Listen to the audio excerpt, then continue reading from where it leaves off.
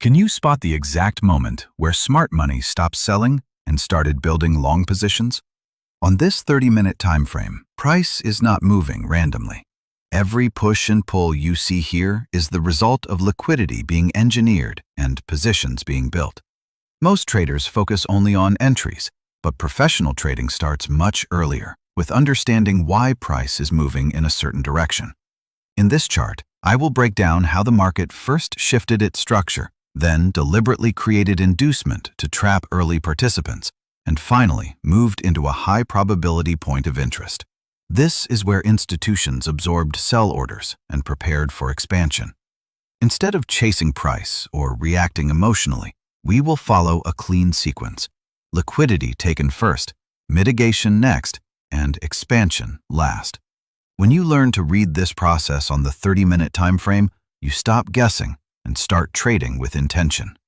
Stay focused, because by the end of this analysis, you will understand not just where price moved, but why it moved from that exact level. On this chart, the market structure shift does not begin with a breakout. It begins with failure. Before price moved higher, the market attempted to continue its previous direction, but could not maintain selling pressure. That failure is the first clue that control is changing hands. Notice how price first takes sell-side liquidity by trading below a well-respected low. This move convinces participants that bearish continuation is likely. However, instead of expanding lower, price quickly displaces upward with strength. This strong upward movement is not random volatility. It represents aggressive buying and a clear rejection of lower prices. The key moment of market structure shift occurs when price breaks the most recent internal high that previously capped price. By doing so, the market invalidates the bearish sequence of lower highs and lower lows and establishes a new bullish narrative. From this point forward, selling becomes corrective, not impulsive. What makes this structure shift reliable is its context. It forms after liquidity has already been taken and is followed by displacement, not consolidation. This tells us that institutions are no longer distributing but accumulating positions. So on this chart, the market structure shift is not just a technical break. It is confirmation that intent has changed and that higher prices are now the more probable outcome. A mitigated point of interest is not a level where price simply reacts. It is a level where unfinished business in the market gets resolved. On this chart, the point of interest was created during a strong bullish displacement, where price moved away too quickly for all institutional orders to be filled. After that expansion, price did not continue higher immediately. Instead, it retraced with control, not aggression. This retracement is important because it shows that the move up was not emotional buying, but structured participation. When price returns into the point of interest, it is not there to reverse the trend, but to rebalance and complete previously unfilled orders. Notice how the reaction from this zone is sharp and decisive. That is a key characteristic of a mitigated point of interest. The market briefly revisits the area, absorbs remaining sell pressure, and then resumes movement in the original direction. If this were a weak level, price would spend time inside it. Instead, price respects it and leaves with strength. What validates this mitigation is the context around it. Sell-side liquidity had already been taken, and the market structure had already shifted bullish. This tells us that the retracement into the point of interest is corrective, not distributive. So in this chart, the mitigated point of interest is not an entry based on hope. It is a location where institutions finish accumulating and prepare the next phase of expansion.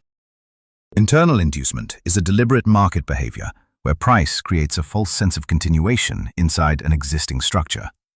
On this chart, internal inducement forms before the major expansion, and it plays a critical role in trapping early participants. Notice how price makes a shallow pullback and then briefly pushes higher, suggesting strength. This movement encourages traders to enter long positions too early, believing the trend has already resumed. However, this is not genuine continuation. It is a controlled move designed to build liquidity within the range. After this internal inducement, price reverses sharply and moves lower to take sell-side liquidity. This sequence is important because institutions require opposing orders to enter larger positions. By inducing traders inside the structure, the market creates that liquidity efficiently. What separates internal inducement from a true reversal is its location. It forms within the range, not at extremes, and it lacks strong displacement. Once its purpose is fulfilled, price does not respect it. Instead, it is invalidated quickly. In this chart, internal inducement acts as the setup, not the signal. It prepares liquidity so that the real move, driven by institutional intent, can occur from a higher probability point of interest. Major inducement is the phase where the market deliberately exposes obvious liquidity to the majority of participants. On this chart, it appears as a clean and visible structure that attracts attention, confidence, and commitment from traders on the wrong side. Notice how price forms clear, equal lows that are easy to identify. This is not accidental. These levels represent resting sell stops from traders who are already positioned long, as well as sell orders from breakout traders expecting continuation. The more obvious the level, the more liquidity it holds. Once enough positions are built around these lows, price aggressively moves into them. This is the inducement being fulfilled. The market does not slowly trade through the level. It expands with speed and intent, signaling that liquidity is being collected, not respected. What confirms this as major inducement is its scale and location. It forms after structure has already begun to shift and before the true directional move. This tells us the purpose of the move is not trend continuation, but position building.